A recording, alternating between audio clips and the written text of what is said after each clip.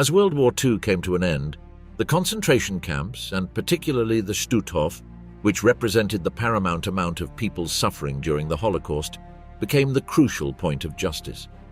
Several of the camp's administrators were women, and many of them were particularly brutal even compared with other Nazi personnel.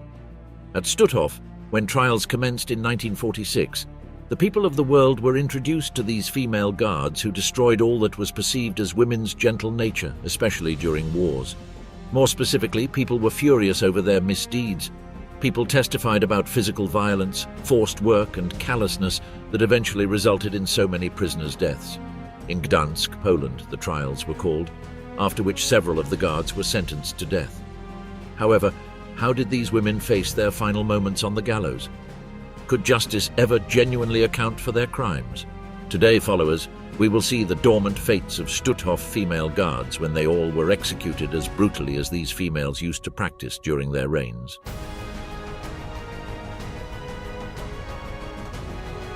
Profiles of the accused, unveiling the lives behind the charges. In the aftermath of World War II, the Stutthof concentration camp trials brought to light a chilling aspect of Nazi atrocities concerning the behaviors performed by female guards.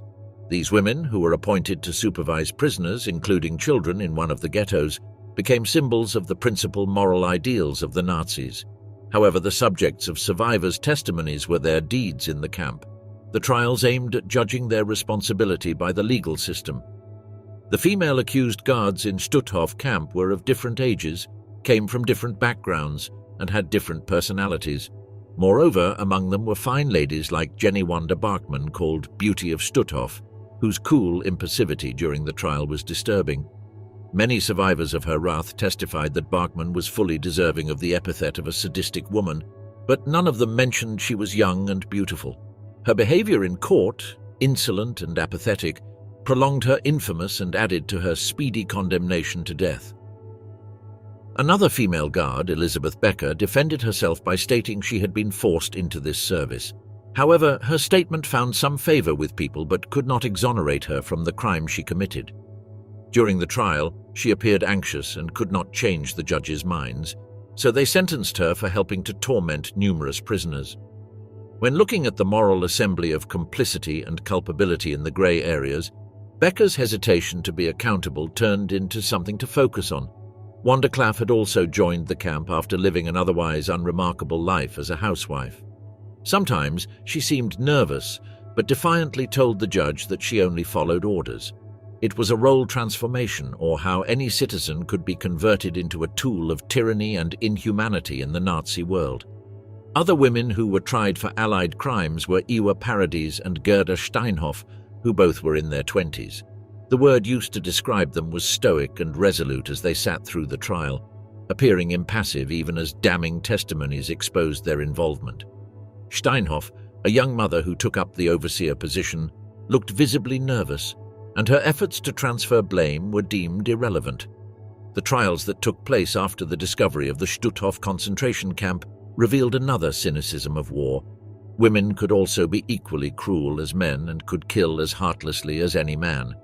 These female guards and their behavior in the courts made the world pay attention to the part played by gender in acts of systemic sin. The road to execution, a journey through justice and consequence. When details of the Holocaust emerged, there was a huge public outcry and a consequent push towards ensuring that certain individuals who had perpetrated such acts were punished to the fullest. For many people, trials that took place in the city of Gdansk, Poland, conveyed not just the justice for the victims, but the justice for those who, being ordinary citizens, became involved in genocide.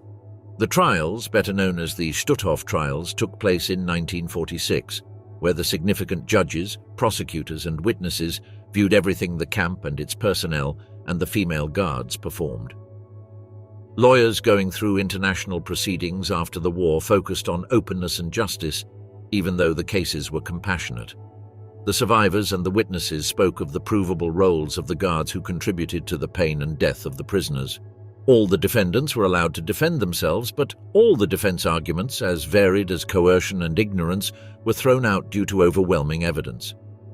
Regarding the convicted guards, the verdicts were relatively unambiguous and conclusive. Gerda Steinhoff, Wanda Klaff, Elizabeth Becker, Ewa Paradies, and Jenny Wanda Barkman were among those who were hanged for the sins of crimes against humanity. They were part of a collective genocide and therefore could not escape culpability.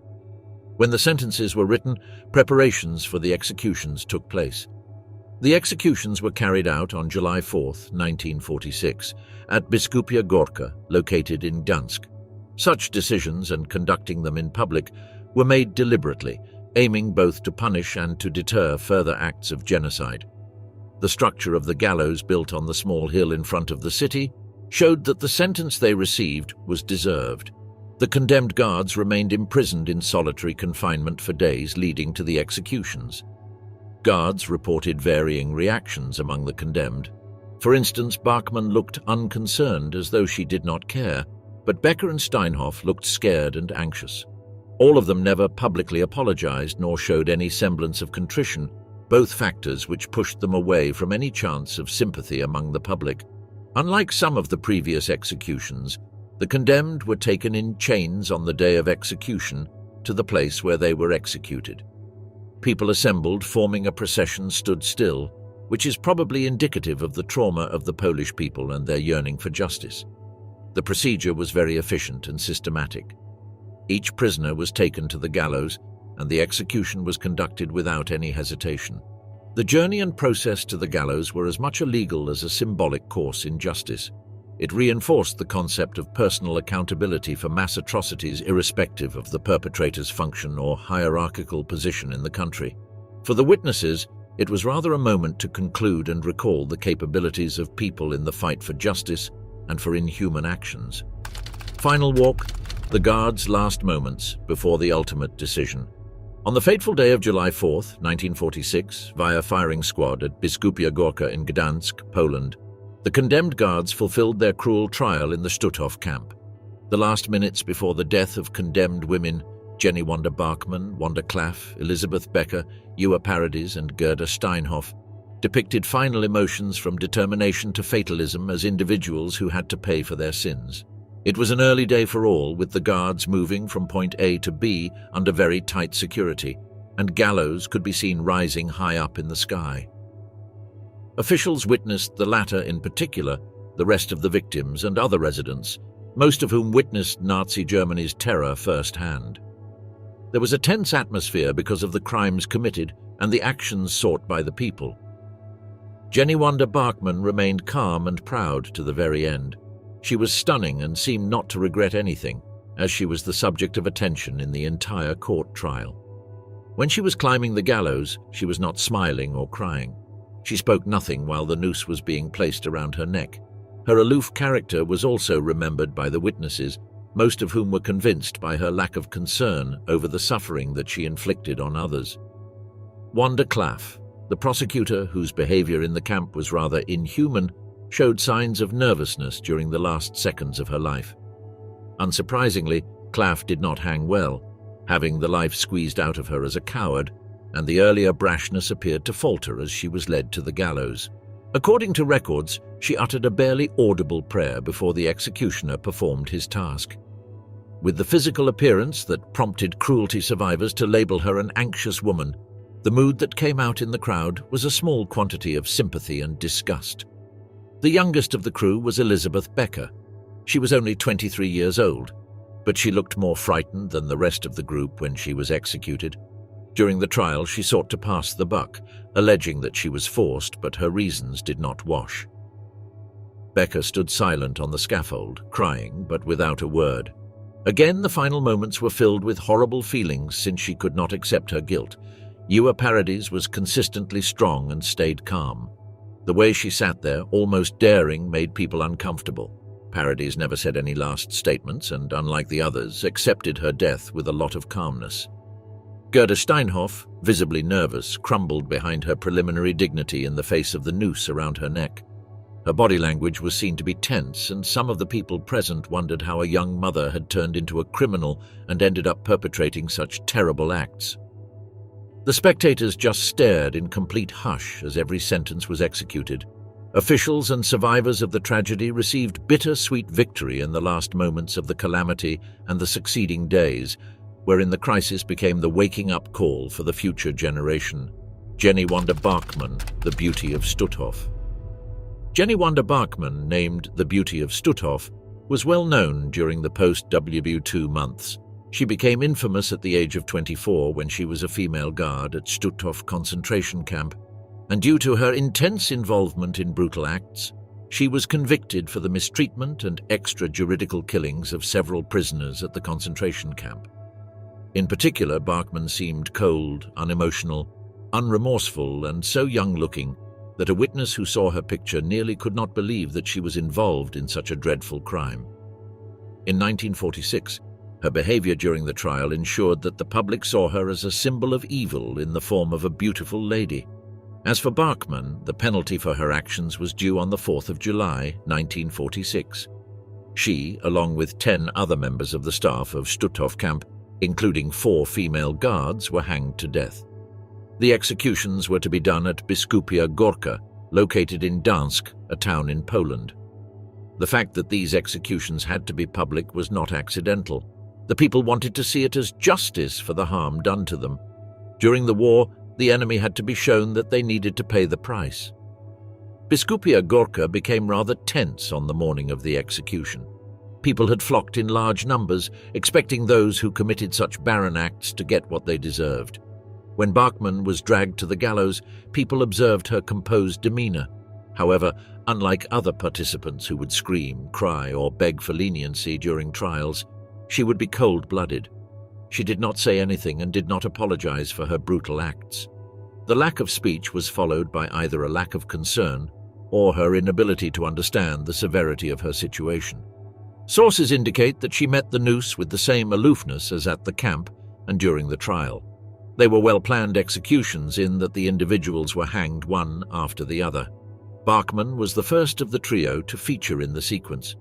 A swing and 2 beams were left open to the summer sky to symbolize the end of her life. A rope was placed around her neck, and in front of her the floor dropped down. This perhaps explained dying pains, which were relatively quick. The method aimed at killing fast. For the spectators, the gesture was empowering and a wake-up call. Although justice had been said to have prevailed, the harsh spectacle exposed the enormity of the crimes committed. The violent and cruel life of Wanda Barkman was over by her death. She was young and beautiful once, but none mattered anymore in the face of her wrongful deeds. She is still in history as a sign of the act of human cruelty and the quest for justice after the act. Elizabeth Becker, the reluctant participant. Elizabeth Becker, one of the female defendants of the Stutthof concentration camp, is to be executed on the 4th of July, 1946, in Biskupia Gorka in Gdansk, Poland. Becker's road to the gallows as a 23-year-old woman was a rather intricate story of the subject's involvement in the Nazi crimes for which she was prosecuted. Even though she was forced to serve due to pressure put on her by the Gestapo, she played an active role in numerous camp deaths through abuse and neglect, resulting in her prosecution during the Stutthof trials. That was a terrible night at Biskupia Gorka, a night before the execution in a gallows morning. Exposure of war criminals to public humiliating death had turned into a way of passing the verdict and at the same time passing a very clear message. People gathered and watched in silence the bleak conclusion of those considered responsible for horrific acts. Becker was among 10 other convicted Stutthof personnel who were arrested and later faced the death penalty by hanging. Of all those who were to be hanged, Becker seemed most troubled and anxious right before the noose pulled her to eternity. The eyewitnesses who were present during the time of her execution described Becker as one of the most emotionally vulnerable of the persons.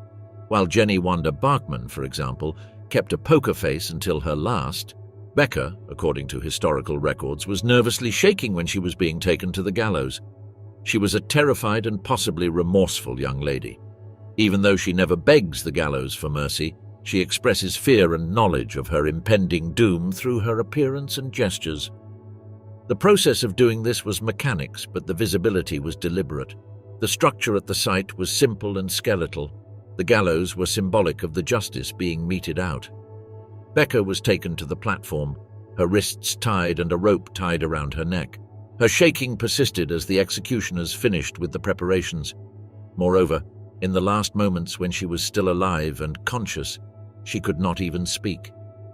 When the trapdoor beneath her feet opened and she fell on it and met her demise, Elizabeth Becker could at least die with her dignity.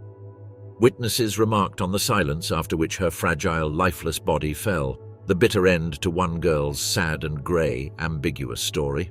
For the observers, her penalty remained a practical lesson to those who were willing to work for and with the Nazis, even if they did so under force. Elizabeth Becker and her associates were the last people whose trial was held within the framework of the Stutthof trial.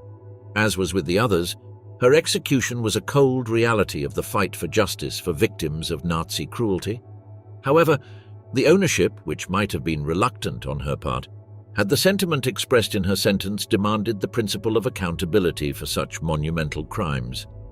Wanda Klaff, the ruthless housewife. Wanda Klaff, one of the convicted overseers at Stutthof concentration camp, died on July 4, 1946, at Biskupia Górka, Gdansk, Poland. Klaff had been convicted of the death penalty at the age of 25 years during the Stutthof trials because of the inhuman treatment of the prisoners. Klaff, previously a housewife, a typical woman from the street, becomes one of the cruelest persons in service of the Nazis. Her death would, in a way, make 2 points. 1, for justice to have been served, and second, to be a deterrent to any inhumanity. Despite the pleasant weather on the day of her execution, people wore black and the environment was gloomy. The gallows set up at Biskupia Górka symbolized the horrors that she and her companions would be alleged to have committed. A considerable number of people came to the site to watch the event in the hope of receiving some justice for the victims of the Holocaust. 10 other convicted personnel, 4 women, were led alongside Klaff to the site. Some reports described Klaff as defiant but more nervous. Some condemned looked like they were in shock, but the looks on Klaff's face gave an impression that she was trying not to break down.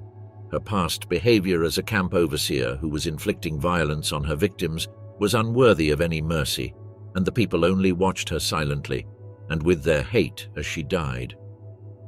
Of the condemned taken out that morning, Klaff was one of the first to be hanged.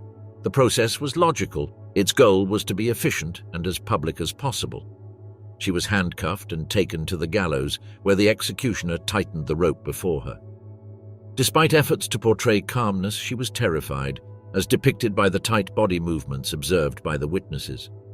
Calm before the trap closed over her head, Klaff said nothing. She did not say any last statements or apologies, but her postures and actions told a lot. When she stepped on the trapdoor, the execution was quick. It was fast. That was the essence of the chosen method. Onlookers looked at her body swinging, a telling sign of one of the debacles of justice to all the suffrage she caused to so many innocuous lives. In Wanda Klaff's case, as with the others, she was killed to punish the lady as a person, but also as a public figure or symbol. The once simple housewife, who transformed into a cruel, dominating master over subordinates, served as an example of a culpable victim of the Nazi system. To the crowd, it was the end of a bad story, the inevitable outcome of a woman whose passion put the lives of many in danger.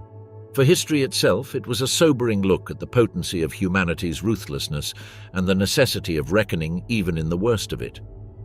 Ewa Paradies, the stoic guard who shaped the camp's fate.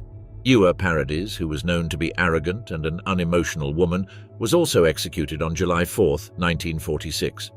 Sentenced during the Stutthof trials for being an overseer in Stutthof camp, Paradies was blamed for the murder of thousands of prisoners. Standing among 11 convicted people, including 4 more women, she was 28 years old and sentenced to death for the crimes against humanity. The site for the execution at Biskupia Górka contained gallows that towered over the people gathered in front of them. The spectacle of public hanging had evolved into the enshrinement of justice in occupied, then liberated Poland. The crowds were allowed to see the price paid for collaboration in Nazi horrors. She and her co-accused were taken on the morning of their execution under high levels of security. The large crowd surrounding the tents stood quietly and tensely, waiting for their turn for the convicted to be led to the platform. Paradies' demeanor during her final moments was consistent with her reputation throughout the trial, stoic and composed. Regarding her emotional output, the witnesses said that she was cordial and calmly walked to the gallows during those final moments of her life. She was unlike some of her co-defendants who displayed some level of stress, including sweating, throughout the trial. Paradies did not. She was calm as befitting someone in her position, despite the situation that would have warranted a more furious look on anyone else's face. When it became her turn to be hanged, Paradies stood on the gallows and looked like a woman ready to die. Her hands were tied, and the rope which was used to strangle the convict was put around her neck by the executioner. There was hostility everywhere, and such a significant turn in the events, and still, Paradies did not attempt to make a final statement or beg for forgiveness. Finally, the trapdoor was pulled open from beneath her feet, and her execution was made smooth and efficient. The mob's response to Paradies' hanging was a relatively docile one. Her lack of words and her expressionless face looked quite out of place when compared with the heinous crimes she committed. For some, it opened up the possibilities of evil. Anyone, even a woman who beat her victims to death, could end up like that. Ewa Paradies' execution, like those of her co-defendants, was a painful sign of the price that people paid for involvement in systemic violence. Her face of unemotional acceptance of death became a metaphor for justice and morality after the Stutthof concentration camp experience. Gerda Steinhoff, the mother-turned-overseer of Stutthof's brutality. This is the story of Gerda Steinhoff, an ordinary mother before World War II who was executed on July 4, 1946, at Biskupia Gorka, Gdansk, Poland. At 24 years old, Steinhoff had been convicted during the Stutthof trials for being an overseer of the Stutthof camp, where she enthusiastically killed many prisoners and oversaw their conditions. She moved from the life she had led before the war, married to a man named Karl and the mother of young children, to the woman infamous for her part in the extermination of millions of Jews and, ultimately, to her trial before a cheering crowd demanding justice. During her last moments, Steinhoff was taken to the place of execution together with 10 other prisoners, of which 4 were female guards. Public executions were meant to be a worthy punishment for the crimes committed and as a lesson for history. It was observed that the fearlessness with assertiveness and resignation marked Steinhoff's right to her death. Unlike other fellow defendants who either stood tall with arrogance or remained silent, showing no emotion at all, Steinhoff fidgeted, and it was clear she knew the existence of the death penalty. According to the accounts, she was trembling as she was taken to face the gallows, and social manners could not be maintained then. The process of execution was very smooth and well planned. Steinhoff was then called to stand on the platform with her hands firmly tied. The executioner set up the noose and put it around her neck with so much delicacy. The witnesses testified that she seemed pale and was shaking, replacing her confidence in court with fear. Still, the defense did not allow Steinhoff to say her last words or beg for the forgiveness of the affected parties. When the trapdoor beneath her feet opened, the duration of her life was measured in fractions of a second, which was the whole purpose of the method. The other people who had come to watch the sentence implementation remained relatively quiet, as they tried to consider the punishment meted out to other people whom she had killed. This indicates that Gerda Steinhoff was an ordinary woman from civilian life, but ended in the gallery of the genocide machine execution. Like all her counterparts, death represented the quest for justice against systematic evils. For history, her story is an example of the relapse of human morals in the war and justice that is inevitable for the person. Herta Bothe, the unyielding guard of Stutthof's dark legacy. Herta Bothe, a guard at the Stutthof concentration camp, was infamous for her deadly role on the prisoners. However, she was an appellant for her crimes and was punished differently than most associates. While some of the people who partook in the genocide were executed, Bothe was given 10 years imprisonment after the war. Her trial was held as part of the 1945 Bergen-Belsen trials and would be the start of a post-war verdict that was sadly delayed for many other visibly more culpable perpetrators than her. Bothe's trial took place in 1945, and she was charged with various crimes committed during her service as a guard at the Stutthof and other camps. She had developed a reputation for mistreating the prisoners, torturing them, using force to make them work, and sometimes killing them. Bothe was stated to have been especially cruel, and people who survived her regime described her as uncaring and unsympathetic. Both had been defiant throughout the trial, and there was ample evidence against her. The testimonies at her trial revealed that Bothe remained defiant to the end. Many of the charges made against her were categorically dismissed by Bothe, arguing that she was obeying orders. Both appeared to be the most composed, while the other defendants surrounding her were usually shaken. She did not cry nor look remorseful when the court was given an insight into her cruelty. She was charged and convicted of crimes against humanity, based on the testimonies of the victims who described her role in the formulation of the policies that subjected women to torture and other inhuman treatments in those concentration camps. However, this was somewhat surprising, and Bothe was only sentenced to 10 years in prison. The mild punishment was in line with the general liberalization which took place after the war and the rehabilitation of former Nazis into society, which made families of victims and other people who survived concentration camps angry. The fact that Bothe was released in early 1951 added to the perception of injustice among the people. Bothe never changed her position while in prison and never apologized for the pain she imposed on people. She was one of the women who escaped the worst kind of punishment. Although she could now live a relatively low-profile life after her release, many of her fellow revolutionaries could not. Her story is still an excellent example of the existence of the problem when addressing the question of post-war justice and the different fates of many participants in the Holocaust, public reactions and historical judgment, examining the legacy of crimes. Public reactions in the aftermath of the executions of the convicted Stutthof concentration camp guards were quite vivid. To many people of Poland who were liberated from German occupation, the hangings were a mere justice. People came to Biskupia Gorka for the event. Their presence meant more than telling the authorities, "We want the truth." It also cleared people's souls from the horrors they had to endure. Some of the mob behaved in a mere vulgar way, while others were just serious and determined. Some survivors and local people who had witnessed how the female guards treated inmates were glad that the criminals were punished. Thus, the executions were not only punishment for the perpetrators, but also represented the symbolic gesture of people honoring the victims. Some felt that the public nature of the hangings was necessary as a form of public shaming to show the culprits that justice could prevail. However, somewhat surprisingly, the public executions faced criticisms as well. Critics posed new concerns about public executions by deliberate as to how they would turn justice into retribution. Some critiques raised concerns regarding the psychological effects of any such event on the people who were watching, especially the children who were also part of the audience. History has since to this time tried to argue the need and the correctness of the executions. Advocates recall that the trials and their outcome in the form of punishment constituted an essential element of post-war justice, which aimed at exposing and identifying the perpetrators of the Holocaust and making them pay the price irrespective of their gender status or rank. It was also rather conspicuous that only female guards were on trial.